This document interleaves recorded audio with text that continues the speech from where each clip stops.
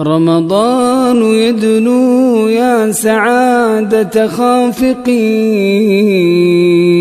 يدنو لنا القرآن والإيمان نفحات. السلام عليكم ورحمة الله وبركاته. أبو هريرة أيها وحلقة سوري إن نبينا محمد صلى الله عليه وسلم أسوأ كسر دقايو منبر كيسا منبر كأكو بين أسوأ كسر دقايو أيها سدح مروحودة هاي آمين آمين آمين. صحابة أرنتس ولا يابين نبي منبر كسر دقايو ومرك أبو هريرة أسوأ منبر كسر دقايو وليه آمين آمين آمين. صحابة وحيدين يا رسول الله هداي مركات خطبة دميسي أسودقيسي سدح جرى آمين ده هداي محاط ده هذا نوشك يا رسول الله. مركات سبحوا ده هاي ملك جبريل أي ماذا أي سدح شيء يقول هاي سدح الشيء يقول هاي أنا آمين بان هاي أوكي تنكوات وملك جبريل يقول هاي وحواي وحول هاي قف أو بالرمضان أدلتي قف أو بالرمضان جوجا qof oo bil Ramadan oo ku dhex jira oo barwaaqadiisa iyo nicmadiisa arkaayo oo qofkaasna bishas Ramadaanka aan ka faa'iideysanin qofkaas Ilaahay cadaabta ku fogeeyo annagu wuxuu dhahay anina waxaan dhahay aamiin Allahu akbar. tan labaad wuxuu dhahay qof yaxa dhahay Jibriil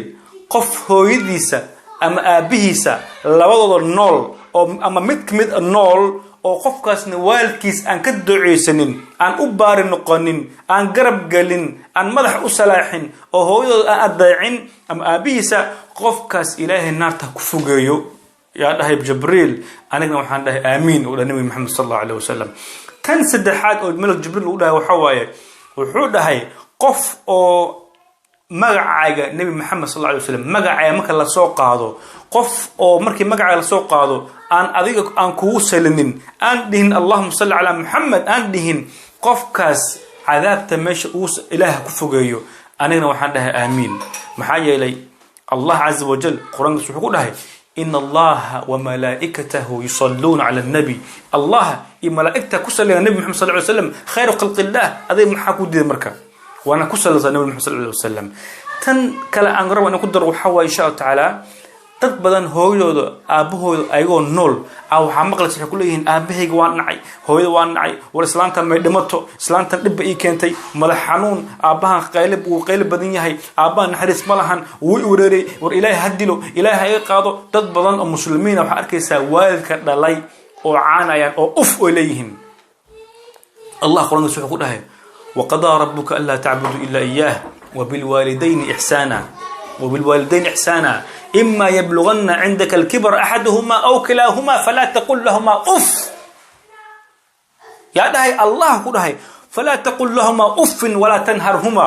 وقل لهما قولا كريما. هذا المعان وجد السن أو معان هو الأبا كده محايا لي أذيك ما أنت أدونك ما جوج لهن هذا هو الأبا يهالين مهمة tan Ramadan kana qof bil Ramadan joogo hada dhalinyaro badan aragnaa way mala soono kookole wataan cabitaan wataan biyo iska cabayaan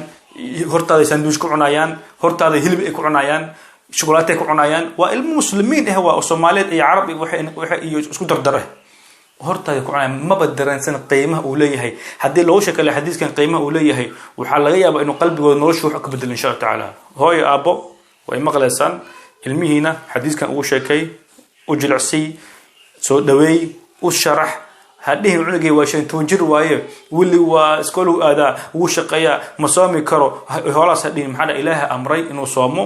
meel bajitaan waa in salaamay Ilaahay waxaan baray inuu tawfiiqna waafajiyo. Assalaamu alaykum wa rahmatullahi wa barakatuh.